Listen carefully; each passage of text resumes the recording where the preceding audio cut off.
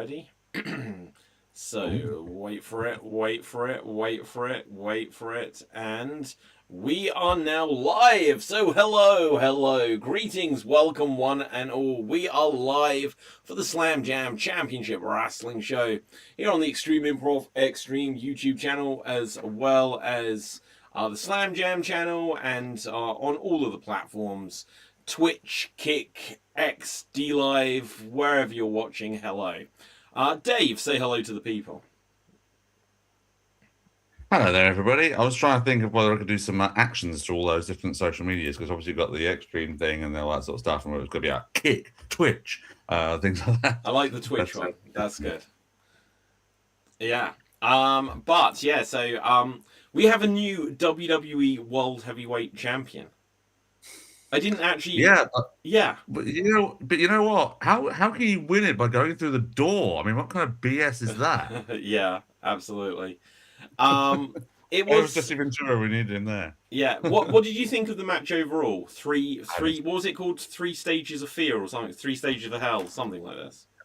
I didn't watch. I don't watch the weekly shows, so I didn't see it. Oh my god, it was worth seeing. I saw the last bit. I watched the highlight stuff, so I saw like the actual falls and all that sort of stuff. And yeah, I did kind of think it was quite funny that Cody equalised by basically putting himself through a table.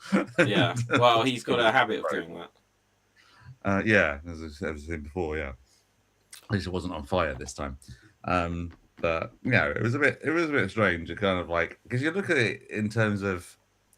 Okay, so you have your return of Jacob, which is a good moment. I suppose it was anticipated to come back at some point. The whole mystery of who attacked him, everyone assumes it was Drew, and there were those Cody people in our group chat that think it might have been Cody, in fact, and all that sort of stuff. So it sort of leaves it all sort of open, and him attacking Drew first and foremost, just attacking Drew. But if Cody just hadn't just gone over to sort of stop him. It's like, why are you trying to stop him? Exactly. He's helping you out. Yeah, exactly. a little bit lost logic there. And also, okay, so yeah, it does keep this mystery open. And will it turn out to be Cody? It'll be interesting to see where they go character-wise with him, if that's... these... wasn't it just like a year ago with Naomi that we had this mystery of who attacks Jade and stuff like this? It feels a little bit like it's a retread in that regard. Yeah, I think I said in the group chat that I don't know if they're going to be brave enough to sort of if they couldn't do it with turning Bianca heel and having her be like the person that masterminded it all, they're not going to do it with Cody. I can't see it. No. Well, time will tell. Because where was the show? Cody was getting a few boos. I did notice. So, but it wasn't. It was in Germany or something, wasn't it? Dusseldorf. Yeah. Dusseldorf. Yeah. Okay, so yeah, who knows? It might be that a Cody heel turn. They're still feeling it out and assessing whether or not they take the plunge on that one. Because don't forget, he said he will never turn. I know it wasn't in that company, but he said he would never turn. Yeah, true. But yeah, so Drew won the world title, and I didn't watch it live. Even though it was directly after we did Slam Jam last week, I was just like, SmackDown.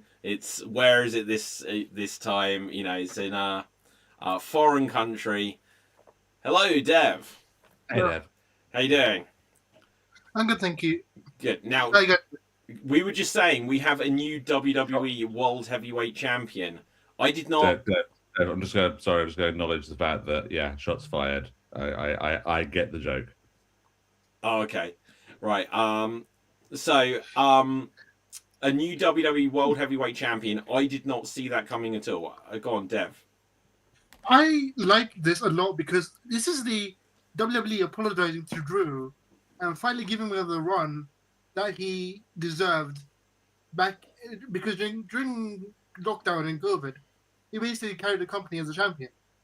But he never got to do it in front of a crowd. Yeah. So by giving the title in Glasgow of all places, would be the he didn't. Okay, so here's the thing. So they didn't have Raw or SmackDown or any live TV show in Glasgow, but they then did tour there, right? Because he won it it was in Germany, or was Raw was in Dusseldorf?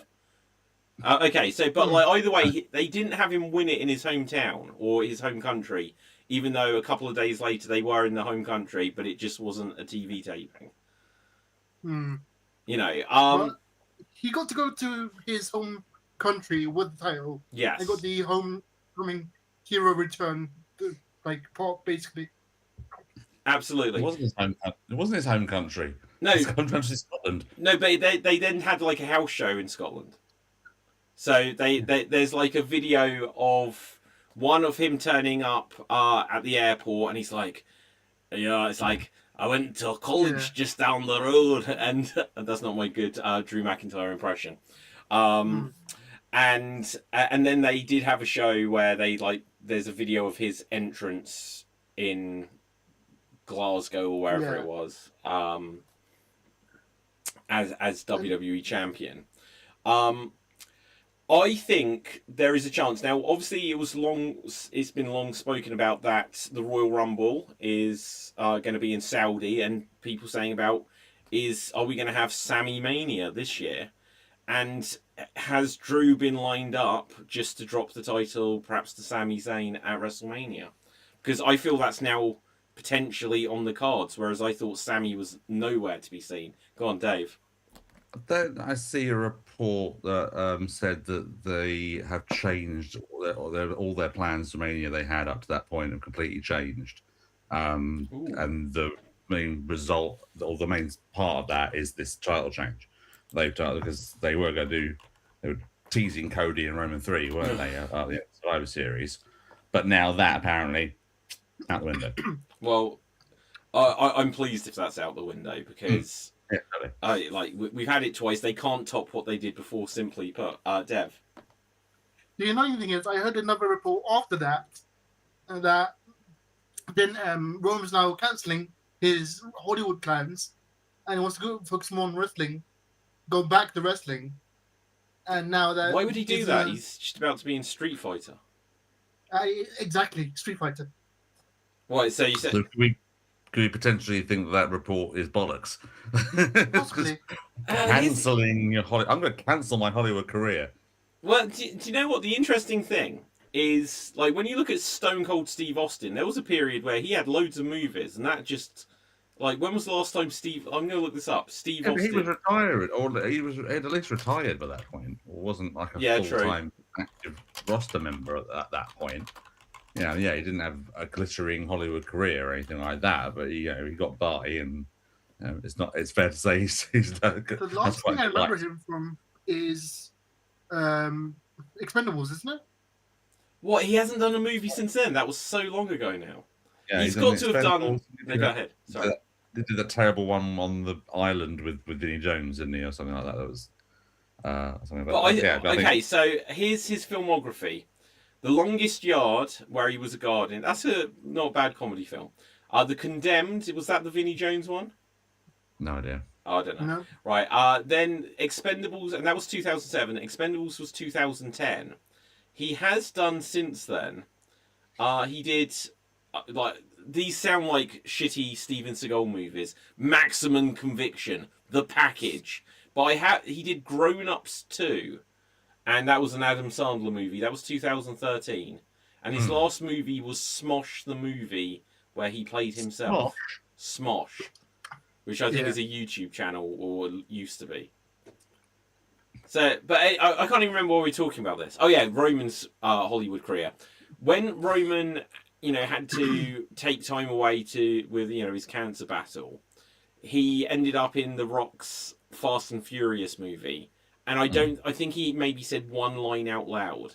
It was very typical wrestling Hollywood career stuff, where it's like, oh, there's Kevin Nash, and he's super shredder. And then, oh, there's Kevin Nash, and he's playing the Russian that doesn't speak.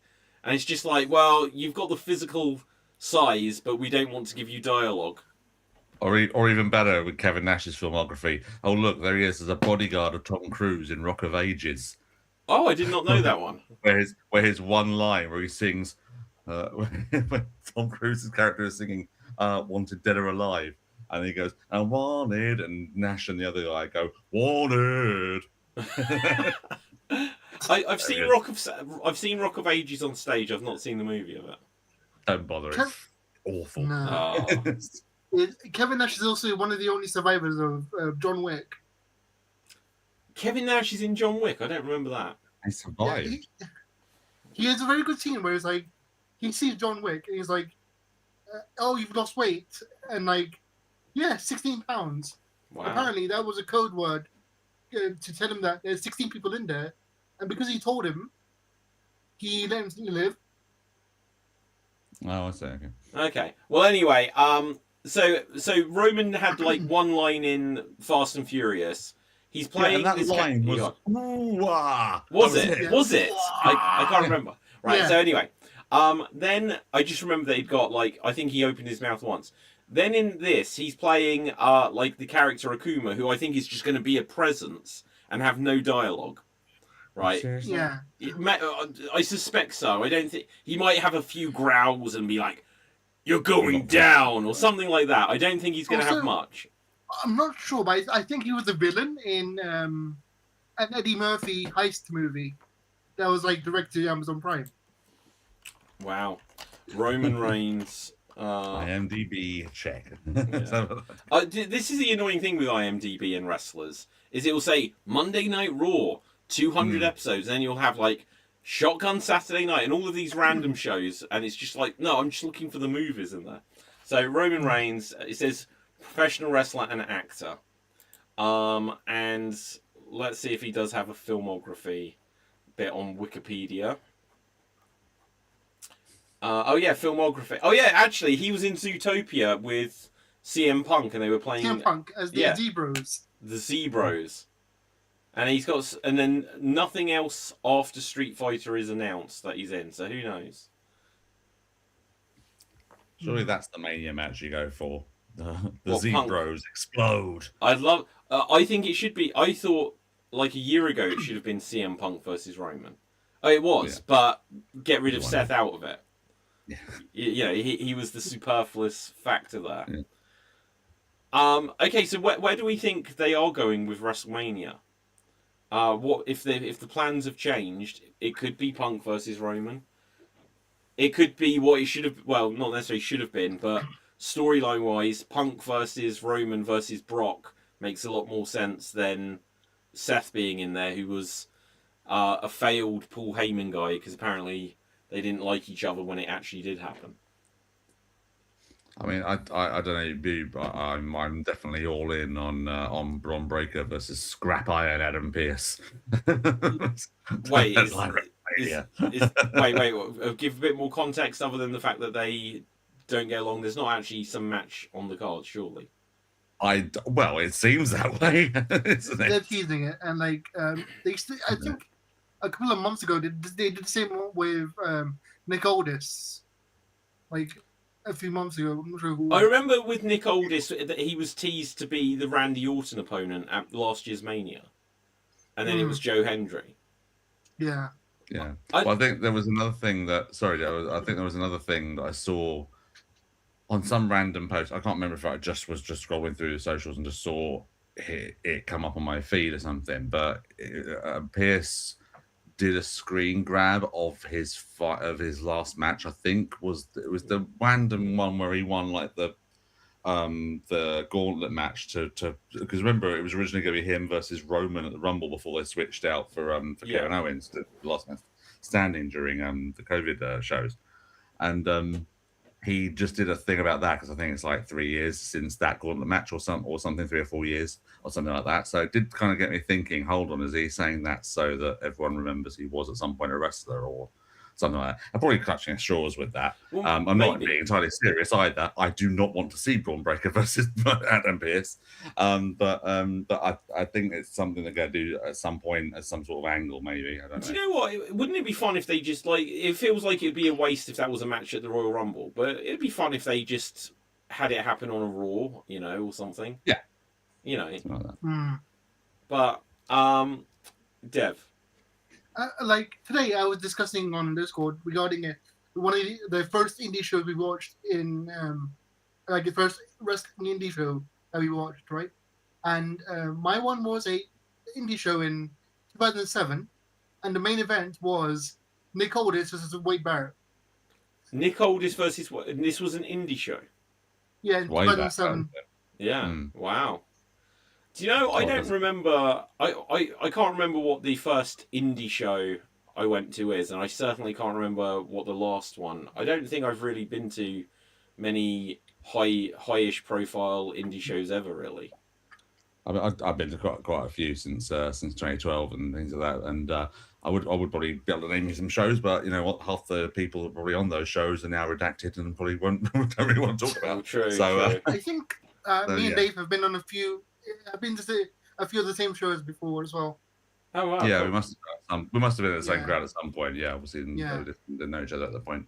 But Like Progress and Eve and stuff. yeah, and Rev Pro and things like that. But I mean, there's like but the highest profile one or high profile indie show that I went to was like the third Progress show. I think it was when they were still at the Islington Garage. It was one show, and just mentioning it because obviously he retired a few months ago. The first Rev Pro show I went to at York Hall had Hiroshi Tanahashi in the main event against a redacted person.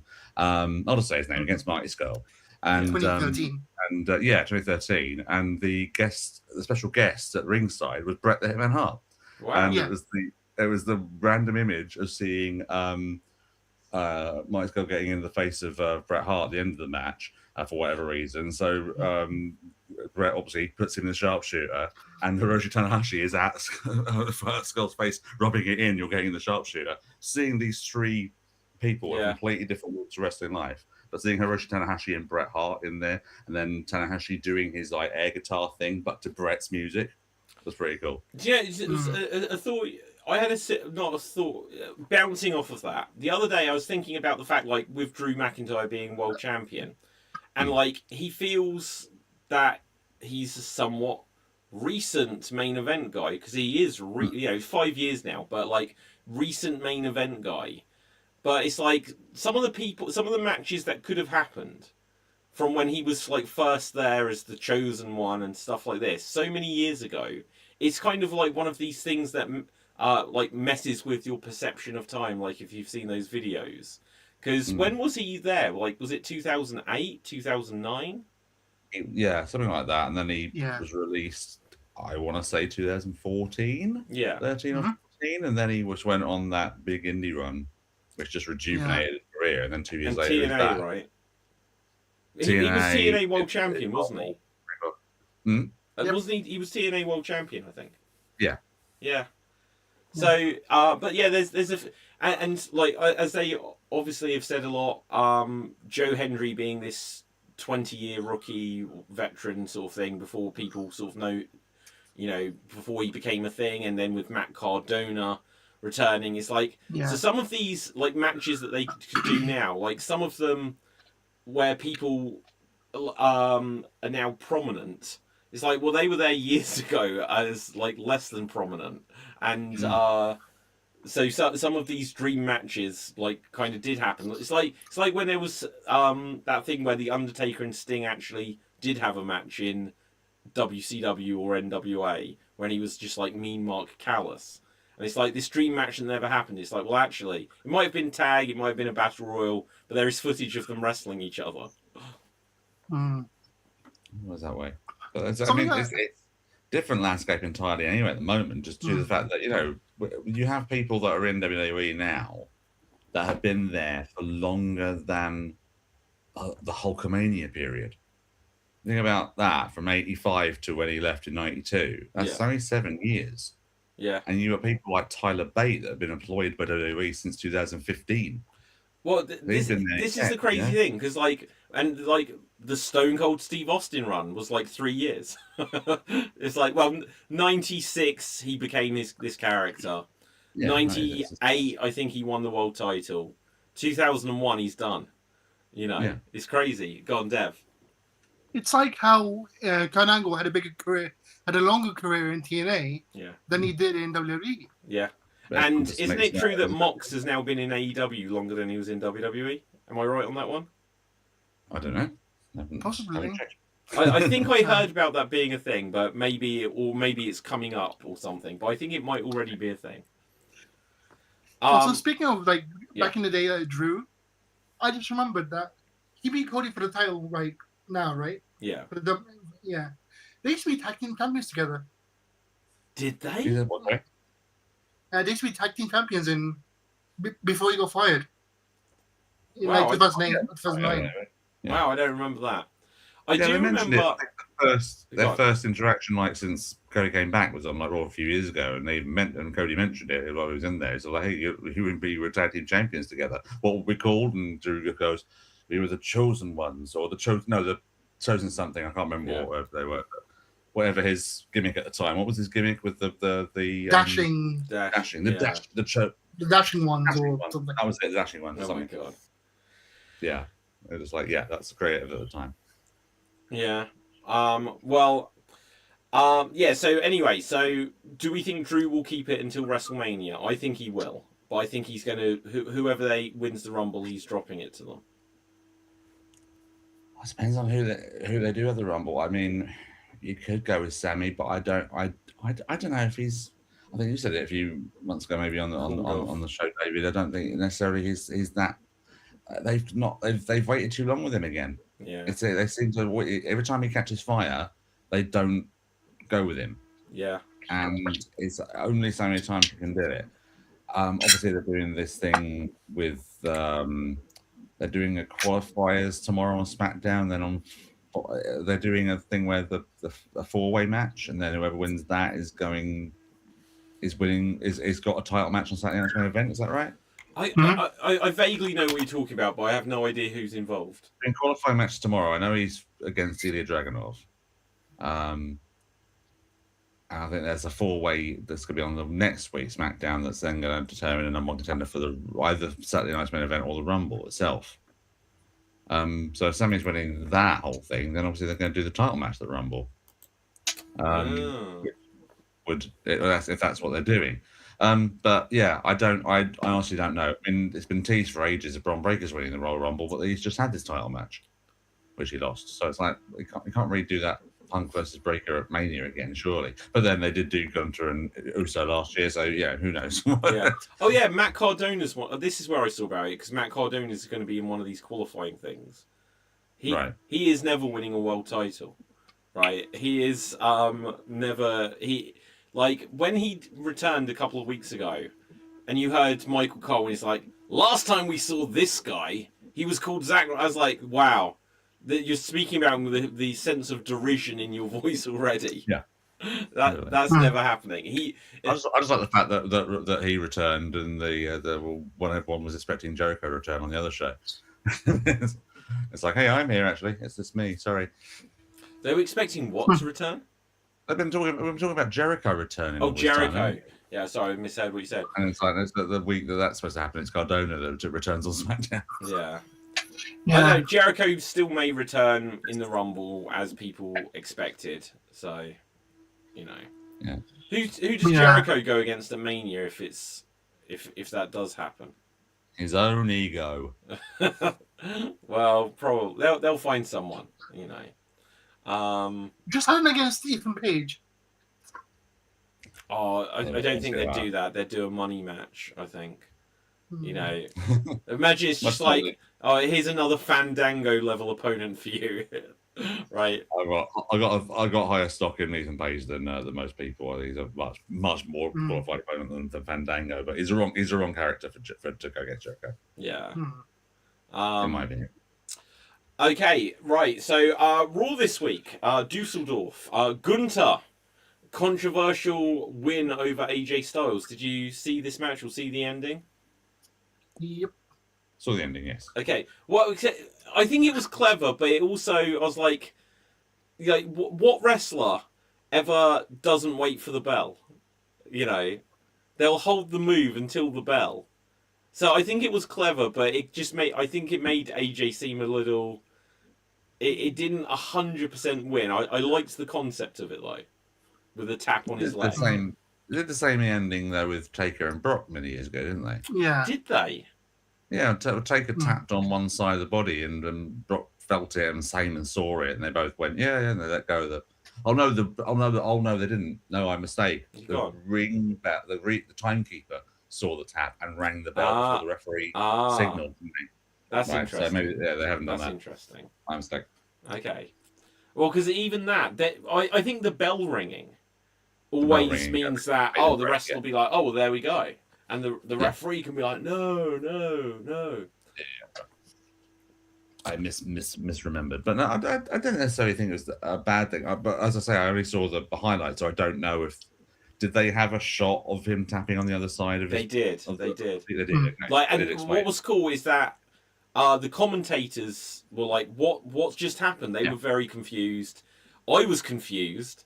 And you could just about see through a gap, like there was a little bit, because I actually rewound it to look for where did he think this tap happened. And I did that before I then saw the finish, because I was just like, is this some weird cheating by AJ, just being like, yeah, he tapped. I was like, this is the strangest heel turn. Just like, yeah, I guys, just take my word for it. He tapped here. The referee believed him. Yeah, yeah. Oh, okay then. Right, ring the bell.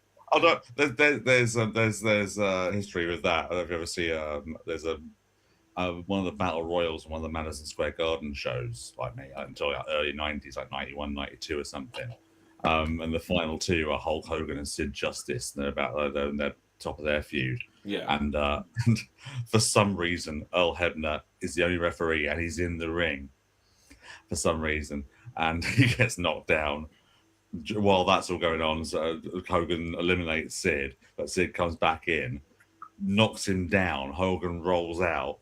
Sid revives the ref and go, look, he's out of the ring. I threw him over. And Earl goes, oh, okay, ring the bell. He wins. Yeah. Like, I don't know if that's vaguely familiar to me, but as you were describing it, it definitely made me feel like I have seen something where someone just sort of said something happened. Yeah. Oh, this is the thing. It's so over the years of this sort of thing, it's so inconsistent. It's the thing that drives most wrestling fans nuts, is because they assume that wrestling fans are stupid and don't remember things. Yeah. And they assume they don't remember like little details and things like that. You know, we're perfectly like intelligent enough to remember if something like that has happened, or if there's some kind of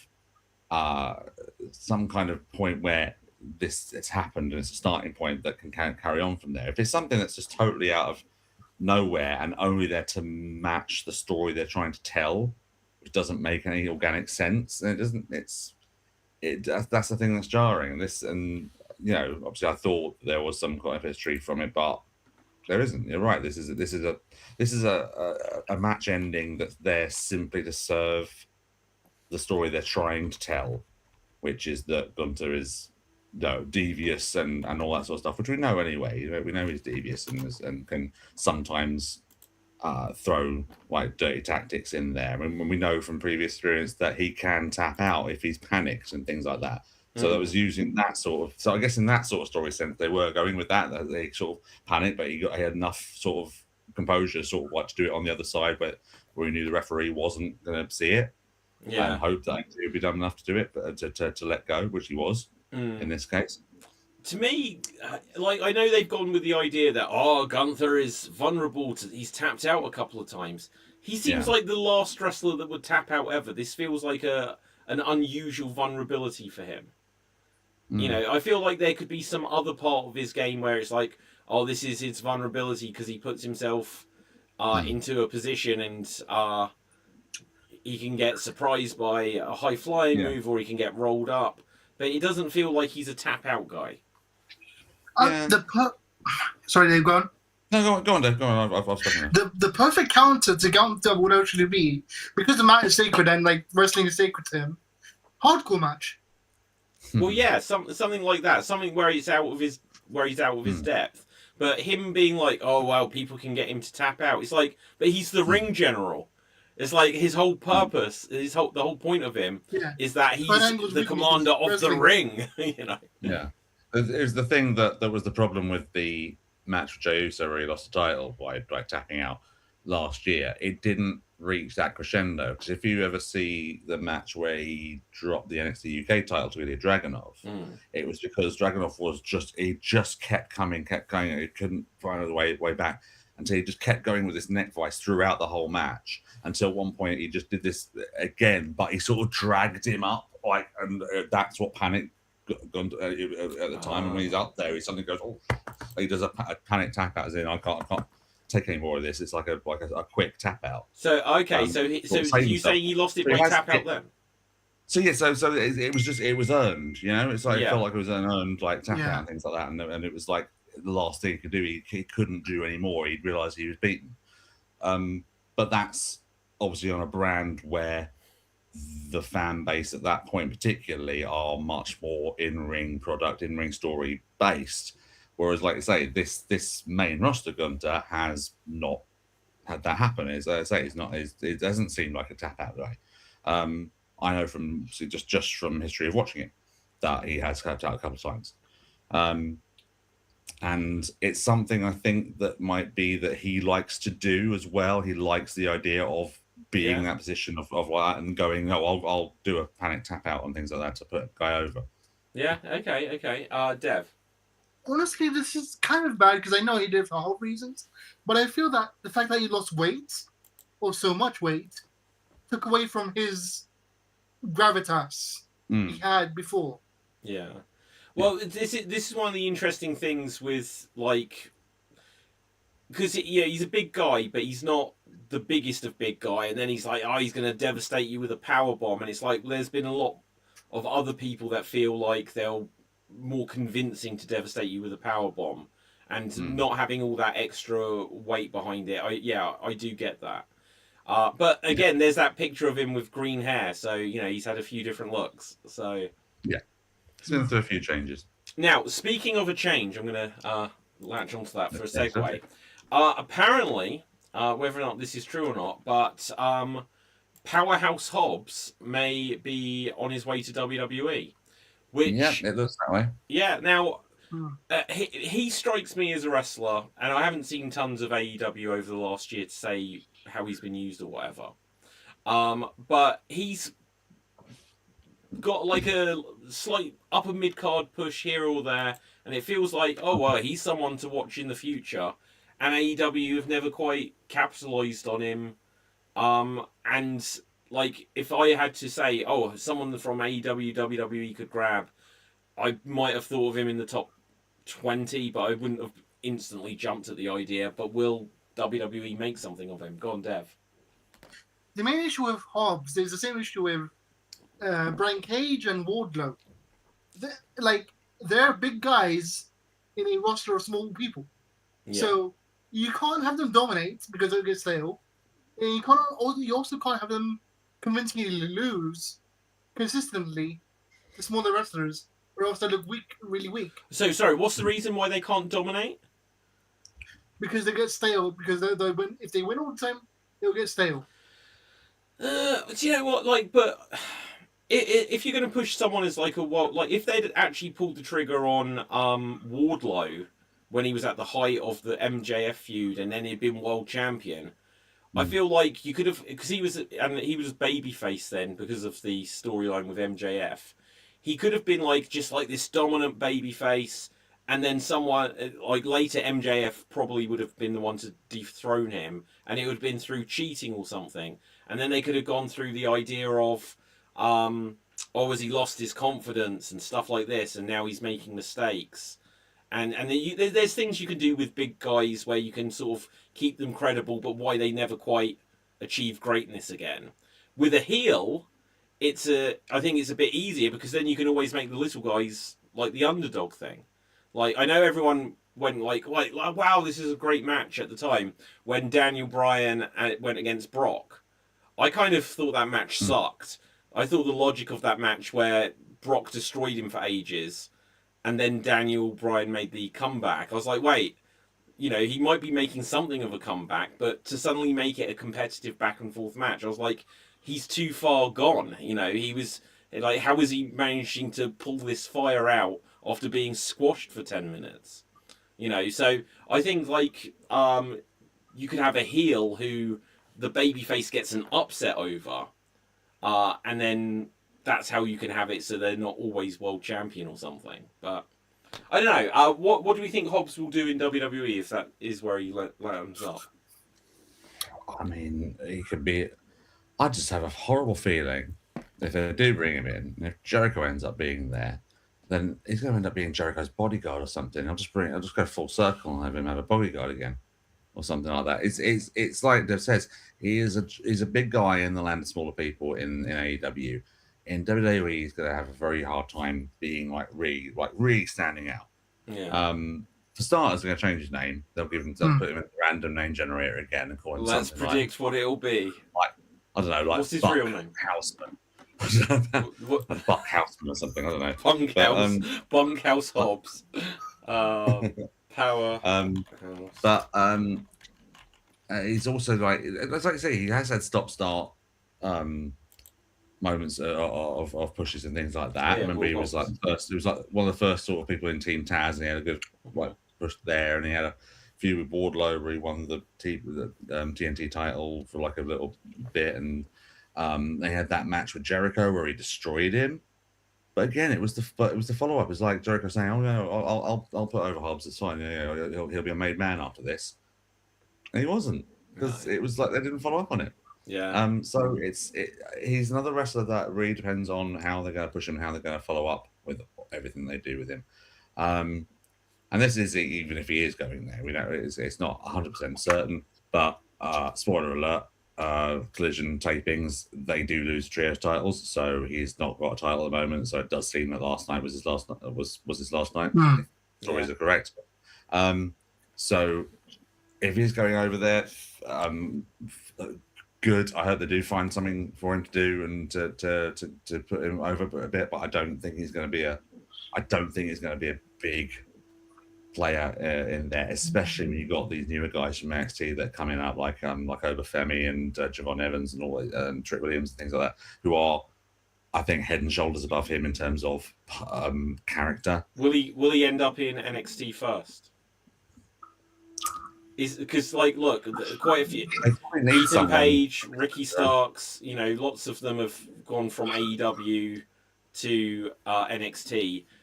Has Powerhouse Hobbs had a career where he goes straight to the main roster? Royal Rumble's coming up, but would he get a reaction? I think he'd get something. No, not from Saudi.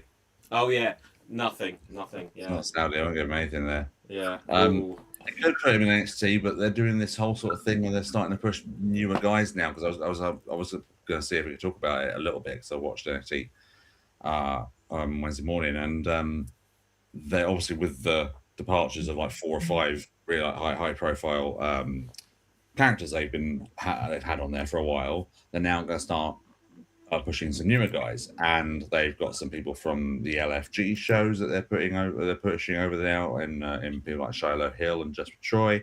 But they've also got this other guy called Keanu Carver, who they did this sort of big brawl where they're announcing what was going to happen with the NXT title, and they're going to do a 6-way ladder match in a few weeks. Okay, clue me up slightly. So Obafemi just relinquished it, right? He defended the title against Leon Slater, and then they went back to the ring, and he'd left the title behind. So they vacated the title. They had this big sort of in-ring meeting thing at the start, saying there's going to be qualifiers for a 6-way ladder match, and they had initiated a big brawl. Of course, these things always do, but they used it to introduce this guy called Keanu Carver, who'd been on Evolve and has been on the NXT for a couple of years, but not on the TV show. He's been in developmental for a few years. But he came out and just wrecked everyone. He threw one guy into the crowd. He put someone through a table. He pressed a couple of guys out onto the guys on the outside. He basically just dominated this brawl. He was like the last man standing in this whole thing. So he's a new character they've decided to initiate a push with. So that they're now in the sort of, it's not quite as bad as NXT 2.0 when they suddenly had all these new characters that they expected everyone to know. They're starting to now trickle in people from these other shows like LFG and Evolve that are almost like it's like a tier, they're going from tier 3 to up to tier 2 now, and they're going to start putting those guys over a little bit. So to have someone that's got a bit of name value with a certain audience that NXT attracts in Hobbs might not be a bad thing to do, but if they were going to do that, it's really bad timing because Keanu Carver has just basically done in that angle what I would have expected a Hobbs to do. it's really weird they're pushing Keanu Cole because, like back in like May or something, didn't he go on this massive tangent on Twitter about Roman Reigns and stuff and all these dick-eating Samoans apparently? Oh wow, really? Dick-eating Yeah, one of- Samoans. Yeah, Jesus. because like That's, the Samoans are always being pushed, etc., etc. ooh, that's not the way. that's not a good thing to be doing. They've obviously forgiven him if they're giving him this push, but Yeah. no, it must be a question, David. I don't know what they do with Hobbs if they do go there. But good luck to him. He's in his mid-30s. He needs to if he needs to change his career in some way, then now's the time to do it. I think Punk was always high on him, so I think you know I think there's all of the Punk disciples from AEW in the next year. Like we heard about Danhausen being away from AEW, and will he emerge in WWE or NXT or whatever? What the hell do they do with him in WWE? I want to know. I have no idea where he goes. I don't know. He's going to be the American Mr. Iguana. Yeah, probably. He's dead so much. Yeah. But that's all AEW did with him. Like that, they didn't ever give him any real storylines. Yeah, it's why. What can you do with him? You can't. He's a Put it with truth. Yeah, you use him in a comedy way. You have him go to AAA and fight Mr. Iguana in a WWE versus AAA match. You have him do some shenanigans in NXT. You have him. My only thing about him is like if he turns up in the Royal Rumble and he tries to curse someone, they just simply shouldn't sell stuff like that. Like if Orange Cassidy came to WWE. And here's the thing: when I've seen some like Orange Cassidy stuff from the Indies, where it's really like selling the weak kicks and stuff, I'm just like, oh, it's like you can do this, but you shouldn't sell it if you want it to be believable. And in AEW, sorry, I don't remember them selling the kits on the Indies. oh my god, yeah, I've definitely. I'd have to find it, but I'll find it because I've seen that where people are reacting to it as if these are like devastating blows and things. Okay. And then in AEW, I was like, okay, so mostly they just kind of stand there, but they play into it for my like too much. Yeah, it became old really fast, right? And with characters like that, if someone's going to curse you, just like, do you remember when like Santino, who did he have the match with where he did the Cobra? Jinder. And who? Jinder Mahal. And what? And they sold it. Was it Jinder that sold it? When he was it the one where he got the no. I mean, and who sold it? Was it like JTG actually sold it like it was like as if it was I've seen that clip snake recently. bite or something like this, as if it was like as if it had been poisoned. Yeah. It's just like that. I like this is one of those moments where it's like, yeah, it's entertaining, but I hope that a non-wrestling person isn't in the room with me to watch this, because this is where it's like, oh, that's a bit cringe. What are you watching, David? Nothing. You know, it's like it's one of these moments. You know, oh, it's just changing the channel. Better. Sorry?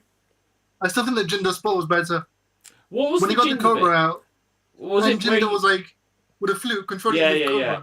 Oh yeah, no, exactly. They didn't. Yeah, exactly. See, so this is that didn't happen. Yeah, 100%. I've seen this. Oh, for God's sake! So, but this is what I mean. So this is where they could bring in a Danhausen. This is where they can do Mr. Iguana, and then do you remember Finn Balor had his mini demon puppet? What do they call it? Demonico or something like this? Demonito. Yeah. Okay. So, who knows? Right, guys. What else? What else is happening in the world? TNA TV debut tomorrow. Shit, you're right. Today. It does, doesn't it? Okay. Have you guys seen the promos for this that they're like sharing at least tonight, not tomorrow? Is it tonight? Okay. Well, okay. That's good to know. I will definitely try to. What promos I haven't seen? Like the thing which I haven't enjoyed with it, like maybe this will work. Maybe they're just trying to attract casual fans or whatever. But it's just got like these random promos where it's showing the wrestlers talking about absolutely non-wrestling related stuff, and I'm like, this is how they're trying to get people to watch TNA again. Like, I'll see if I can bring one up. Like, what channel are they on? The AMC, right? AMC. If I can find how they've been promoting this. Soul and Breaking Bad and things like that on it. How good is that channel? Let's have a look.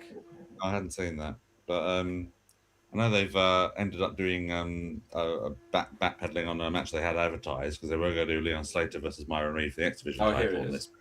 But Myron Reed, along Went to with AEW. no at AEW. Okay, hang on. So- Look, I hope there's not music because, like, I'll give it a go. So let's unmute it. It's like, so Yeah, if you and like, the you TNA forgot that TNA existed. Get to know the stars of TNA, and you start with him of all people, right? Brian I've Myers. never What is his name nowadays? Brian Myers. Brian Myers. You're right. Yeah. had a real on-paper job besides being a professional wrestler. Oh, great! That music's definitely copyrighted. One thing people might not know about me is I'm actually quite shy. I was a judo practitioner my whole life. I was a judo athlete growing up. It's actually surprising. I'm actually pretty good at playing the piano. Like, come on! I'm watching this shit. I've got to see this. Why would you have this promo including Santino Marella out of character? Well, exactly. Everything. You might have people watching that going, "Oh, Santino, I remember him." Yeah. I'm a vegetarian. People don't know that about me. I don't eat any meat.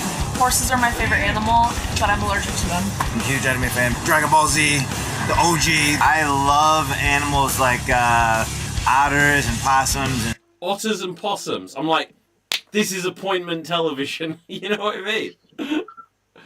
It's like, Great pause on the Hollywood hunk face there, by the way. on the what? On the Hollywood hunk face there. Hollywood hunk. beavers. I think funny little mammals are awesome. I love them. So now people know.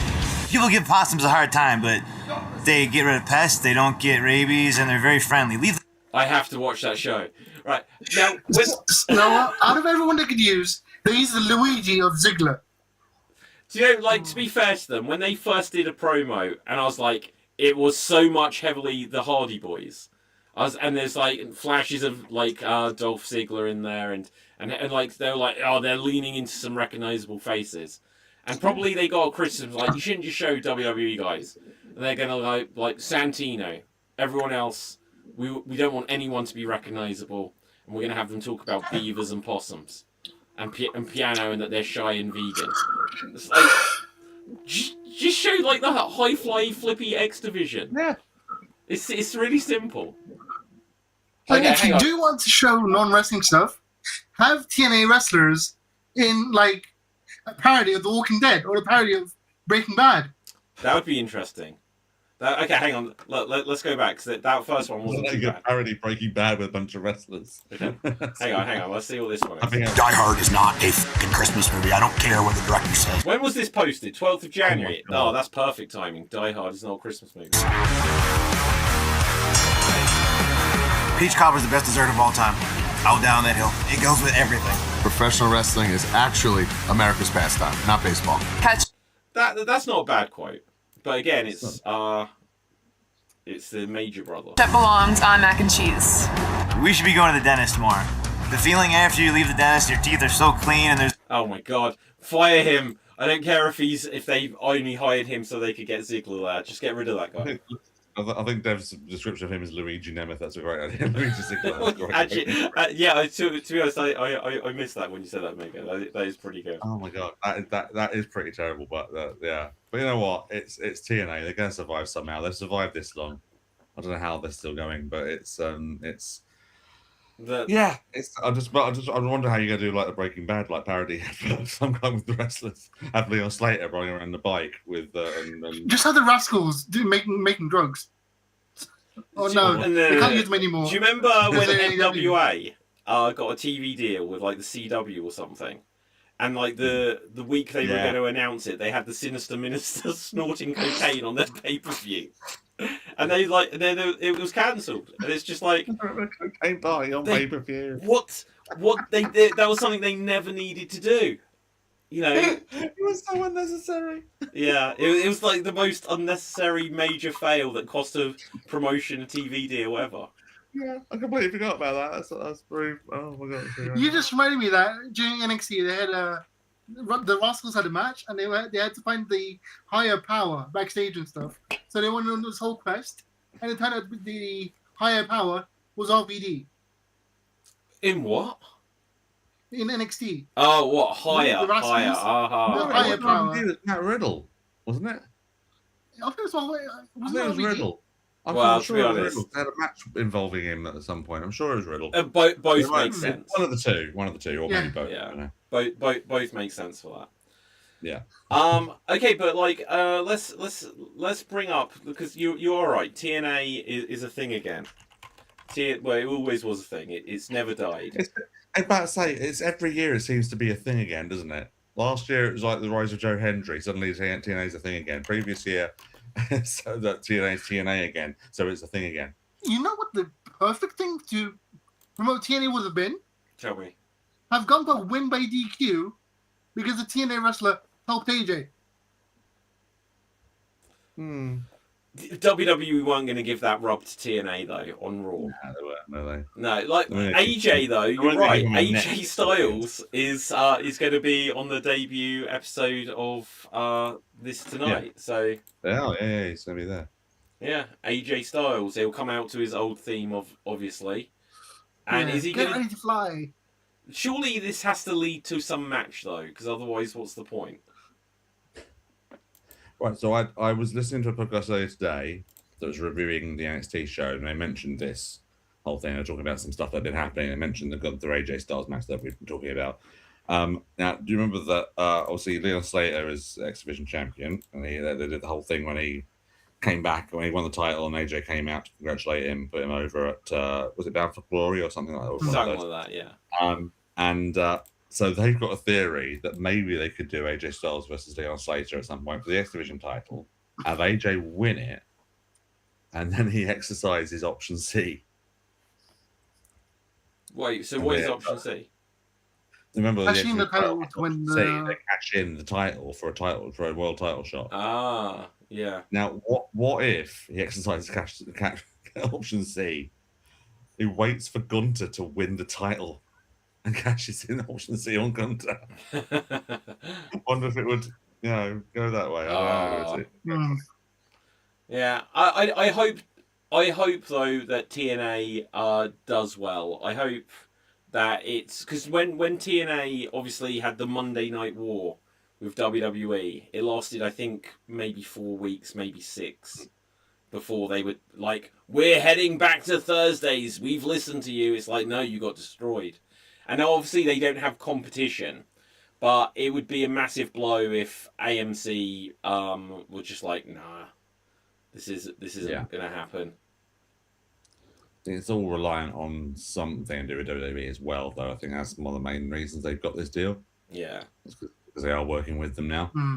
I think I'd said before that when the whole thing started, it was like, I felt that if TNA were going to benefit from anything, it would be with better production and better promotion and things like that. And I think they have done that in the shows I have seen. I think their production generally has been better.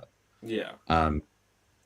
And it's really interesting the little times, even though they've stopped doing it now for UK, thanks TNA Plus, they've stopped doing like the 3 months over here. When I was using the TNA Plus app, it was the same system that they've been using for the network app.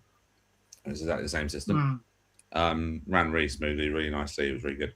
But what was I going to say? I think the main thing there though is just hopefully they can now they've got this chance, really establish themselves as a good alternative sort of to watch without WWE's endorsement. It's one of those things, and it also sort of links into what I was saying earlier about the longevity of wrestlers now. Their champion is Kazarian. Yeah. He's 48. 48. believe that? Wow. He's 48 years old and he can still move the way he does. It's amazing. But he's years ago, I'm talking like during like the late 90s, early 2000s, when we had the WWF versus WCW, and everyone calling the WCW the Retirement home. company that had all the old decrepit wrestlers. They're all younger then than most of the roster is now. Yeah. Well, okay, what was that statistic that WWE haven't had a world champion under 40 in 15 years or something like this? I didn't see that. Yeah, Bray Wyatt was the last champion on the 30. Sorry, under 30. Under 30. Yeah. Yeah. You're right. You're right. That's crazy. Okay, guys.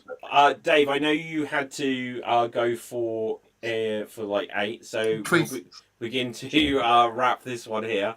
But Dev, did you have one last point? No, that was it. Okay, cool. Let's find out where we can find everyone on social media. Dev. You can find me on TikTok and Twitch under the name FWDAT. Amazing. Dave. Find me David Jervis Green on Facebook, on Instagram, on Blue Sky. I will be deleting my my X account at some point within the next month because that is turning into a pile of old crap. Fuck Elon Musk and fuck Rock. Okay, and my name is Dave Sanders. You find me Facebook, Instagram, X, etc. I'm on every platform, right? So make sure you smash those subscribe buttons there, and also like Shane Gav isn't here because I've realised that we do have. Well, actually, at the moment we do have the DV, and we've almost had the four Vs. What was there a fifth V? Because that obviously that is a 5. The 4 Vs. The 4 Vs. We figured this Gavin, out. David. Gav, Dev, Dave, David. You know, everyone needs to have a V as the third letter in their name. Or I will say, as I say it on here now, we need to get, well, next time Gav is on, we need to play one of his matches on the YouTube, from his YouTube channel. We need to watch it and commentate. okay, I'm up for that. We need to get him on board with it in case he's just like, don't you dare. We've said it for ages. As soon as he said he was putting his stuff on the matches, we're like, we've got to commentate on one of these on the show. Come on, let's do it. Yeah, good idea. Right.